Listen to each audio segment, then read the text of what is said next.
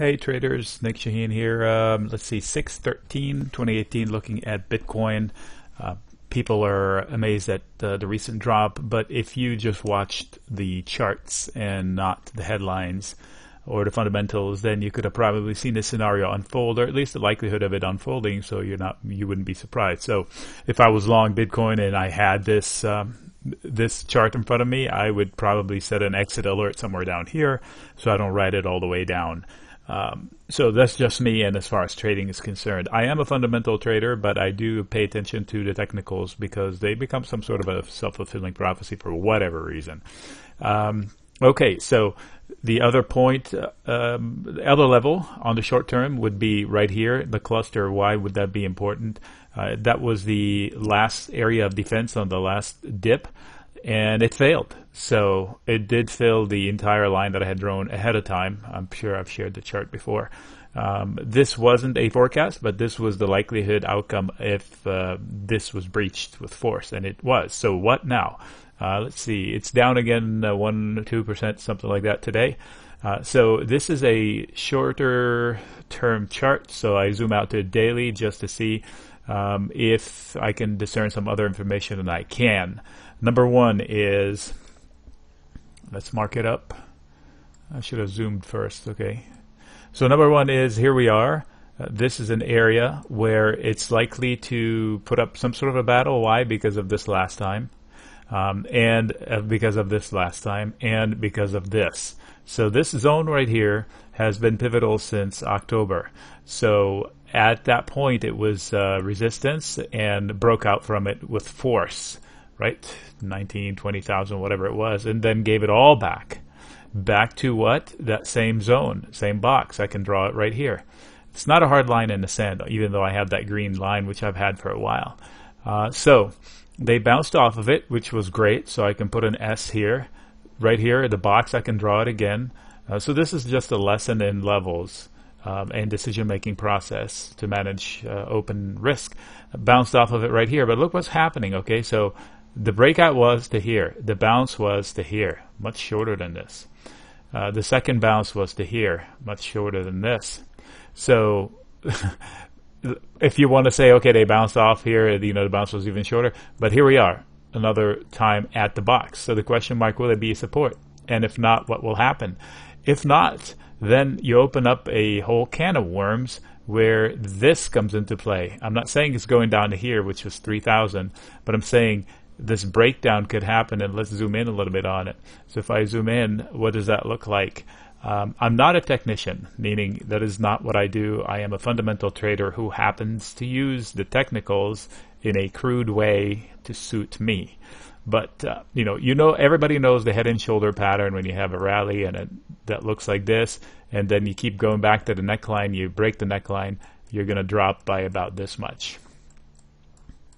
So I'm not saying that this qualifies as a perfect head and shoulders, but it's got the spirit of one, although lopsided with like one shoulder and two shoulders over here, three shoulders. But here's my point.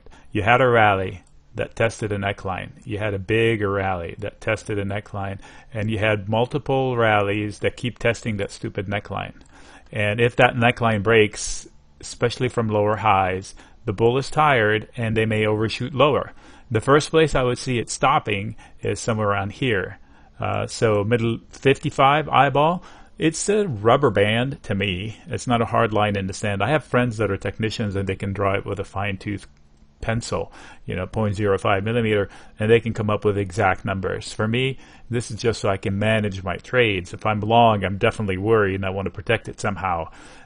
So this is not a forecast. It's just another scenario, just like this yellow part wasn't a forecast, just like this green part back then wasn't a forecast, but it's a possibility. So I have to see how it handles this neckline before I decide what happens. Now, often enough, lower highs bouncing on a floorboard that has been proven over and over and again, the floorboard actually acts as a springboard, and then they have the opportunity of breaking the trend line of lower highs, and that brings about a spike. And then where does that spike stop? So I look to the left. Probably this would be the first stop. This will be the next stop.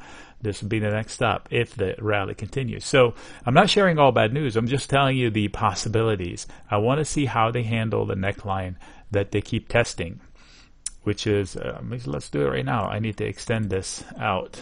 I had a little too much coffee here today. That's close enough for now. So I want to see how they handle this zone. So as they approach, it's a round number, 6,000. It's a magical number, apparently, to a lot of people. So let's see what happens if we get there. And let's see if this starts unfolding and what the bulls will say and how the rhetoric will change. As far as me, what I think of Bitcoin, there are no experts, so don't listen to the experts. This is a relatively new thing that the experts are all just speculating, and they sound smart, but use your own judgment. Here's what I see. I see an asset that people want. I call it an asset because there's only so much of them, and so many of them, and they're not going to make more. And as long as people want them, it's going to be valuable. Not any different than gold. And it's almost cash, if you want. Cash that's not secured by gold. So people believe in the cash, the US dollar, for example. Therefore, people will pay up for it. Except the cash is stable, and Bitcoin's value is not stable.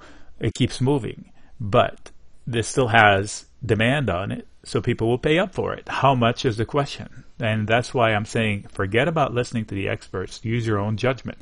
Don't judge it itself as like, oh, it's bogus. Whatever it is, people want it, therefore there will be a price on it. If it was cow pies and people want to buy it, who am I to judge that they're stupid for wanting it?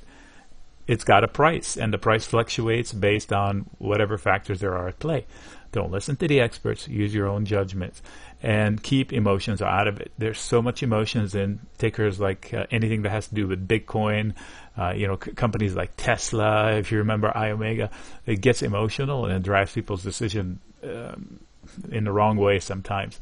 Anyway, Nick signing out. The technicals showed us the path that could have happened, and if I was long, I would manage. So the lesson is, if I was long anything, in fact, I do have several trades where I have alerts set, some on the upside, some on the downside. If I booked calls in Teva, I say, okay, I will re-engage if it passes another line above. And that's what I did. And then I book it again, and then I re-engage. And if I'm long something, if I'm long UPS and I see the breakout is fading, I'll say, you know what, I'll exit after X. And probably X would be somewhere around here. Or when my thesis breaks down. Why did I go long Bitcoin? And if that reason is gone, I don't stay in the trade even if I have to book a loss. All right, Nick signing out. If you need to reach me, sellspreads@gmail.com. sellspreads@gmail.com.